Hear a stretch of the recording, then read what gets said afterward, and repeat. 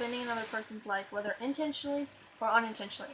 One type of homicide is vehicular homicide, which occurs in hit and runs and car accidents.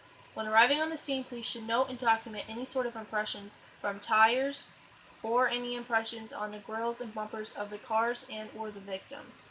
When police go to remove any sort of evidence, they should be sure to be careful with it, as it may have glass or paint shards on it. As well as police should take toxicology and blood tests of each of the victims to see if any of them were under the influence of drugs or any sort of alcohol. The next type of homicide is sexual homicide. In the case of a sexual victim, they must be autopsied and reviewed that a live victim would. You must do a rape kit on them, carefully note and document any sort of bruises or wounds on them, as well as noting the clothing condition. Also, they should note any hair, semen, and saliva on the victim. As there are types of homicide, there are numerous amount of personnel that are involved in these sorts of cases. There are forensic scientists whom reconstruct and document the scene. Forensic anthropologists are also helpful in carefully removing the body and preventing any evidence from being compromised. Entomologists study the insects around the crime scene and on the victim to help note the time and day / of the death of the person. Then there are attorneys who will help with legal advice and search warrants. Then there are pathologists who remove the body and perform the autopsy on the victim. When the forensic scientist arrives on the scene, they should note the position of the body and anything that seems out of place. The forensic scientist and other personnel at the scene should notice if there is any blood-stained patterns or pools present, note any signs of a struggle such as furniture out of place or windows broken.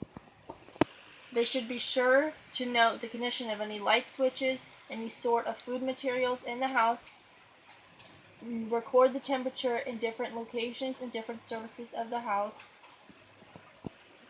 Before removing the body, the evidence should be preserved.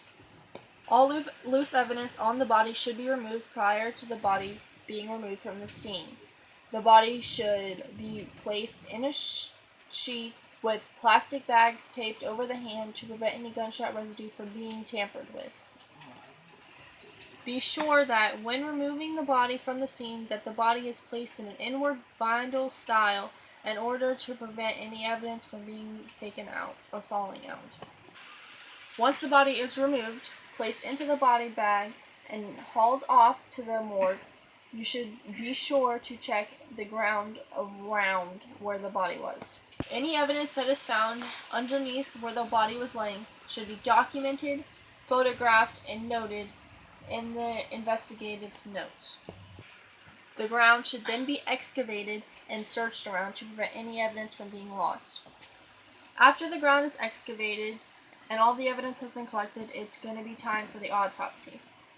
When the pathologist goes to autopsy the body, the first thing they should do is take photos of the victim from different profiles, take photos of their clothes from different profiles, and make sure that any evidence is properly documented, labeled, and packaged and sent back to the investigators for further examination.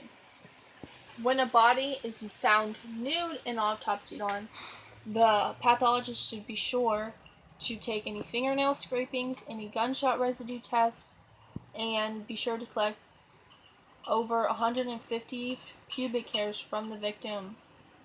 Proposed remains will be investigated by an entomologist, a forensic anthropologist, and an entomologist.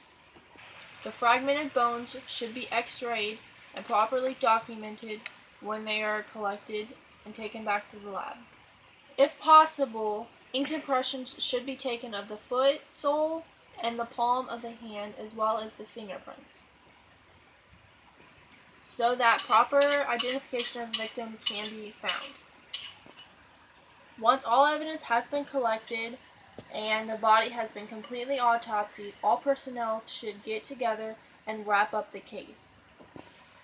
The personnel should note if all evidence has been collected, all tests have been done, and whether all the evidence is properly packaged and labeled.